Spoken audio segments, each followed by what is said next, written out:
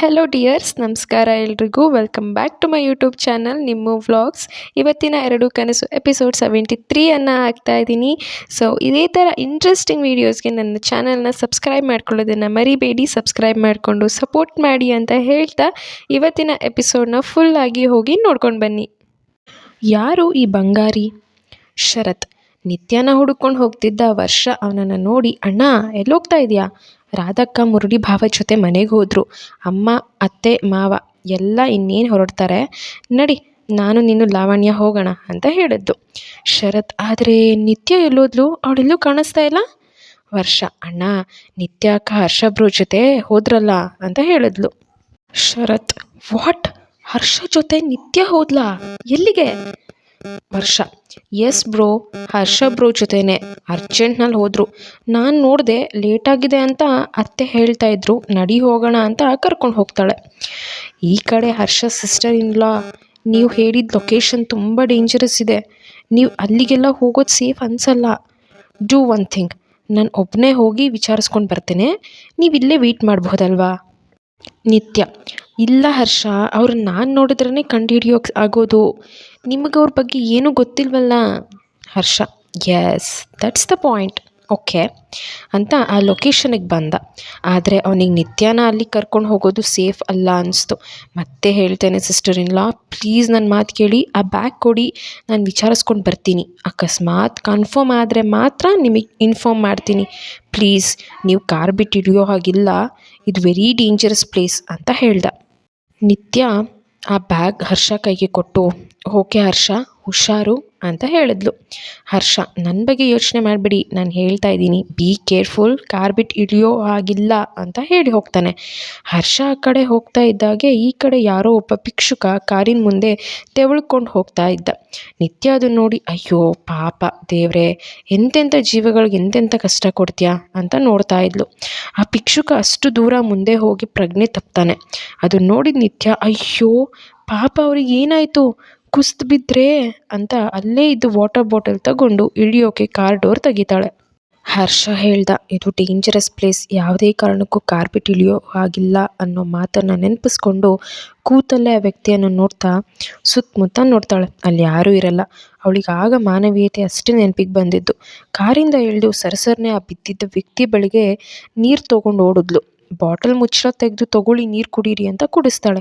ಆ ಭಿಕ್ಷುಕ ನೋಡೋಕ್ಕೆ ವಿಚಿತ್ರವಾಗಿದ್ದು, ನೀರು ಕುಡಿತಿದ್ದವನು ಪಟ್ಟಂತ ನಿತ್ಯ ಕೈ ಹಿಡ್ದು ತನ್ನ 32 ಹಲ್ಲು ಕಿರಿದು ಕಣ್ಣು ದಪ್ಪ ಮಾಡಿ ನಿತ್ಯನ ಎಳ್ದಾಡ್ತಾನೆ. ನಿತ್ಯ ಗಾಬರಿಯಿಂದ, ಯಾರು ನೀನು? ಹೇಯ್ ಬಿಡೋ ನನ್ನ ಕೈನ. ಆ ಭಿಕ್ಷುಕ ಗಟ್ಟಿಯಾಗಿ ಅವಳ ಕೈನ ಹಿಡ್ದಿದ್ದ.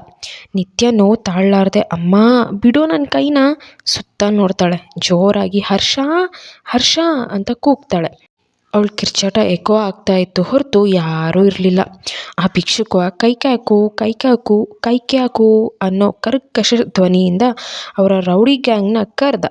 ಅವರೆಲ್ಲ ಸೇರಿ ನಿತ್ಯನ ಸುತ್ತುವರೆದ್ರು. ನಿತ್ಯ ತುಂಬ ಆತಂಕದಿಂದ, ಅಯ್ಯೋ ದೇವ್ರೆ, ಎಂಥ ಜಾಗಕ್ಕೆ ಬಂದು ತಗ್ಲಾಕೊಂಡೆ. ಹರ್ಷ ಎಲ್ಲೋದ್ರಪ್ಪ? ಜೋರಾಗಿ ಹರ್ಷ ಹರ್ಷ ಅಂತ ಮತ್ತೆ ಕೂಗಿದ್ಲು.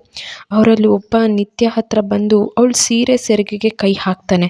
ನಿತ್ಯ ಅವನ ಕೈ ಹಿಡಿದು, ಥೂ ಕಚ್ಚಡ ನನ್ನ ಮಕ್ಕಳ, ನಿಮ್ಮ ಅಕ್ಕ ತಂಗಿಯರ ಹತ್ರ ಹೀಗೆ ನಡ್ಕೊಳ್ರೋ, ಬೇವರ್ಸಿ ನನ್ನ ಮಕ್ಕಳ ಅಂತ ಅವನ ಕಪಾಳಕ್ಕೆ ಹೊಡೆದ್ಲು. ಇನ್ನೊಬ್ಬ ಕಿಟ್ಟಲ್ ಕ್ಯಾಕೋ ಮ್ಯಾಯೋ ಅಂತ ಹೇಳಿ ಏನೇನೋ ಸೌಂಡ್ ಮಾಡಿ ಅವಳ ಕಪಾಳಕ್ಕೆ ಹೊಡೆದ. ನಿತ್ಯ ಅಮ್ಮ ಅಂತ ನೆಲಕ್ಕೆ ಬಿದ್ಲು.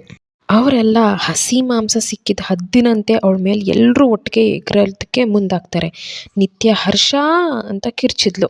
ಅವರೆಲ್ಲ ಅವಳನ್ನು ಉರಿದು ಮುಕ್ಕೋ ಅಷ್ಟರಲ್ಲಿ ಅವಳನ್ನು ಕೈ ಹಿಡಿದು ಯಾರೋ ತನ್ನ ಬದಿಗೆ ಹೇಳ್ಕೊಂಡ್ರು. ನಿತ್ಯ ಆಶ್ಚರ್ಯದಲ್ಲಿ ಅವರನ್ನು ನೋಡಿದ್ಲು. ಆ ವ್ಯಕ್ತಿ ನಿತ್ಯನ ಅವರಿಂದ ತನ್ನ ಹಿಂಬದಿಗೆ ನಿಲ್ಲಿಸ್ದ. ನಿತ್ಯನನ್ನು ನೋಡ್ತಾ ನಿಟ್ಟುಸಿರು ಬಿಡ್ತಾ ಅವರನ್ನು ನೋಡಿದ್ಲು.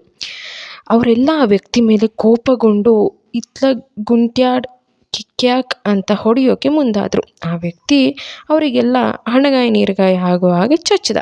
ಅವರೆಲ್ಲ ಅಲ್ಲಿಂದ ಓಡಿ ಹೋದರು. ಇದು ಯಾವ ಭಾಷೆ ಅಂತ ನನಗೂ ಅರ್ಥ ಆಗಿಲ್ಲಪ್ಪ. ಆ ವ್ಯಕ್ತಿ ನಿತ್ಯನ ನೋಡ್ತಾನೆ. ನಿತ್ಯ ಅವನಿಗೆ ಕೈ ಮುಗಿದು, thank you sir, thank you so much, ನೀವು ಬರಲಿಲ್ಲ ಅಂದಿದ್ರೆ ಅವರೆಲ್ಲ ಏನು ಮಾಡ್ತಿದ್ರೋ ಏನೋ ಅಂತ ಅಳ್ತಾಳೆ. ಆ ವ್ಯಕ್ತಿ ನಿತ್ಯ 2 ಕೆನ್ನೆ ಹಿಡಿದು, ಬಂಗಾರಿ ನಿನಗೇನೂ ಆಗಿಲ್ಲ ತಾನೇ, ನೀನು ಇಲ್ಲಿಗೆ ಹೇಗೆ ಬಂದೆ ಬಂಗಾರಿ, ಬಾ ನಾನಿರೋ ತನಕ ನಿನಗೇನೂ ಆಗೋದಕ್ಕೆ ಬಿಡಲ್ಲ ಬಂಗಾರಿ ಅಂದ. ನಿತ್ಯ ಅಳೋದು ನಿಲ್ಲಿಸಿ ಅವನನ್ನೇ ನೋಡ್ತಾ ನಿಂತ್ಬಿಟ್ಲು. ಶಾಕ್ನಲ್ಲಿ ಬಂಗಾರಿನ, ನೀವು ಯಾರು, ನಾನು ನಿಮಗೆ ಗೊತ್ತಾ, ನನ್ನ ಹೆಸರು ನಿತ್ಯ ಅಂತ, ಬಂಗಾರಿ ಅಲ್ಲ ಅಂದ್ಲು. ಆ ವ್ಯಕ್ತಿ, ದಿವ್ಯಾ ಏನು ಹೇಳ್ತಾ ಇದೆಯಾ, ನಾನು ನಿನ್ನ ಗಂಡ ಭರತ್, ನಾನು ನಿನ್ನ ಪ್ರೀತಿಯಿಂದ ಬಂಗಾರಿ ಅಂತ ತಾನೇ ಕರೆಯೋದು, ಯಾಕೆ ನನ್ನನ್ನು ಅಪರಿಚಿತನ ಹಾಗೆ ನೋಡ್ತಾ ಇದೆಯಾ, ಇಷ್ಟು ದಿನ ಎಲ್ಲೋಗಿದ್ದೆ ಅಂತ ಹುಡುಕಿ ಹುಡುಕಿ ಸಾಯ್ತಾ ಇದ್ದೀನಿ, ಇವತ್ತು ನೋಡಿದ್ರೆ ನಿತ್ಯ ಅಂತ ಕತೆ ಹೇಳ್ತಾ ಇದೆಯಾ, ಬಾ ಬಂಗಾರಿ ಮನೆಗೆ ಹೋಗೋಣ ಅಂತ ಕೈ ಹಿಡಿದು ಹೇಳ್ದ. ನಿತ್ಯ ನಿಂತಲ್ಲೇ ಕೈ ಬಿಡಿಸ್ಕೊಂಡು, ಇಲ್ಲ ನಾನು ನಿತ್ಯ, ಬಂಗಾರಿ ಅಲ್ಲ, ನೀವು ಅಂದ್ಕೊಂಡಿರೋ ಹುಡುಗಿ ನಾನಲ್ಲ ಅನಿಸುತ್ತೆ. ಭರತ್, ಬಂಗಾರಿ ನೋಡು ನಿನಗೇನಾಗಿದೆ, ನಿನ್ನ ಹೆಸರು ದಿವ್ಯಾ ಕಣೆ, ನಿತ್ಯ ಅಲ್ಲ, ನಾನು ನೆನಪಿಲ್ವ ನಿನಗೆ, ಪ್ಲೀಸ್ ನೀನು ಯಾರು ಅಂತ ಗೊತ್ತಿಲ್ಲ ಅಂತ ಹೇಳಬೇಡ ಕಣೆ, ಜೀವ ಹೋದ ಹಾಗಾಗುತ್ತೆ. ನಿನಗೆ ನನ್ನ ಬಿಟ್ಟರೆ ಯಾರಿದ್ದಾರೆ, ನನಗೆ ನಿನ್ನ ಬಿಟ್ಟರೆ ಯಾರಿದ್ದಾರೆ ಹೇಳು, ಕೋಪ ಇದ್ದರೆ 2 ಹೊಡೆದ್ಬಿಡು, ಆದರೆ ನನ್ನ ಜೊತೆ ಬರಲ್ಲ ಅಂತ ಮಾತ್ರ ಹೇಳಬೇಡ ಕಣೆ, ಬಾ ಬಂಗಾರಿ ಮನೆಗೆ ಹೋಗೋಣ. ನಿತ್ಯ, ನೋ, ನನ್ನ ಬಂಗಾರಿ ಅಲ್ಲ ನಿತ್ಯ ಅಂದ್ಲು. ನಿತ್ಯ ನಿತ್ಯ ನಿತ್ಯ, ಯಾವಳೆ ಅವಳು ನಿತ್ಯ, ತೆಗೆದು ಮುಖದ ಮೇಲೆ ಒಂದು ಬಿಟ್ಟ ಅಂದರೆ ನಿತ್ಯ ಅಂತೆ ನಿತ್ಯ, ಬಾರೆ ಸುಮ್ಮನೆ ಅಂತ ಕೈ ಹಿಡಿದು ಮತ್ತೆ ಹೇಳ್ದ ಭರತ್. ಅಷ್ಟರಲ್ಲಿ ಹರ್ಷ ಅಲ್ಲಿಗೆ ಬರ್ತಾನೆ. ಸಿಸ್ಟರ್ ಇಲ್ಲ ಹೊರಡೋಣ, ನೀವು ಯಾಕೆ ಕಾರ್ ಬಿಟ್ಟು ಇಲ್ಲಿ ಬಂದಿದ್ದೀರಾ, ನಾನು ಹೇಳಿದೆ ತಾನೇ ಕಾರ್ ಬಿಟ್ಟು ಇಳಿಯೋ ಹಾಗಿಲ್ಲ ಅಂತ, ಬನ್ನಿ ಹೋಗೋಣ ಅಂದ. ಭರತ್ ಹರ್ಷನ್ ಮುಂದೆ ಬಂದು, ಹೇಯ್ ಯಾರೋ ನೀನು, ನನ್ನ ಬಂಗಾರಿನ ನನ್ನ ಮುಂದೆನೇ ಸಿಸ್ಟರ್ ಇಲ್ಲ ಅಂತ ಇದೆಯಾ. ಹರ್ಷ ಅವನನ್ನೇ ನೋಡಿ ನಿತ್ಯನ ಯಾರು ಅಂತ ಸನ್ನೆ ಮಾಡ್ತಾನೆ. ಭರತ್ನ ಹಿಂದೆ ನಿಂತಿದ್ದ ನಿತ್ಯ ಗೊತ್ತಿಲ್ಲ ಅಂತ ತಲೆ ಆಡಿಸಿದ್ಲು. ಹರ್ಷ ಅದನ್ನ ನೋಡಿ ಭರತ್ನ ಹೆಗಲ ಮೇಲೆ ಕೈ ಇಟ್ಟು, ಓ ಅವ್ರು ನಿಮ್ಮ ಬಂಗಾರಿನ, ಸಾರಿ ಬ್ರೋ ನನಗೆ ಗೊತ್ತೇ ಇರಲಿಲ್ಲ ಅಂತ ಮಾತಾಡೋ ಹಾಗೆ ನಿತ್ಯಗೆ ಕಾರ್ ಒಳಗಡೆ ಕೂತ್ಕೊಳ್ಳೋಕ್ಕೆ ಸನ್ನೆ ಮಾಡ್ದ. ನಿತ್ಯ ಕಾರ್ ಒಳಗಡೆ ಕೂತ್ಕೊಂಡಿದ್ದು ನೋಡಿದ ಹರ್ಷ ಭರತ್ಗೆ, ಬ್ರೋ ಅಲ್ಲಿ ನೋಡಿ ಬ್ರೋ ನಿಮ್ಮ ಬಂಗಾರಿ ಓಡೋಗ್ತಾ ಇದ್ದಾರೆ ಅಂದ. ಭರತ್ ಆ ಕಡೆ ತಿರ್ಕೊಂಡು ನೋಡ್ತಾನೆ. ಈ ಕಡೆ ಹರ್ಷ ಕಾರ್ ಹತ್ತಿ ಅಲ್ಲಿಂದ ಎಸ್ಕೇಪ್ ಆಗಿಬಿಡ್ತಾನೆ. ಹರ್ಷ ಆ ಸಿಚುಯೇಷನ್ ನೆನೆಸ್ಕೊಂಡು ತುಂಬ ನಗ್ತಾನೆ. ಏನು ಸಿಸ್ಟರ್ ಇಲ್ಲ, ನಿಮ್ಮ ನೇಮೇ ಚೇಂಜ್ ಆಗಿಬಿಡ್ತಲ್ಲ ಬಂಗಾರಿ ಅಂತ ನಗ್ತಾನೆ ಇದ್ದ.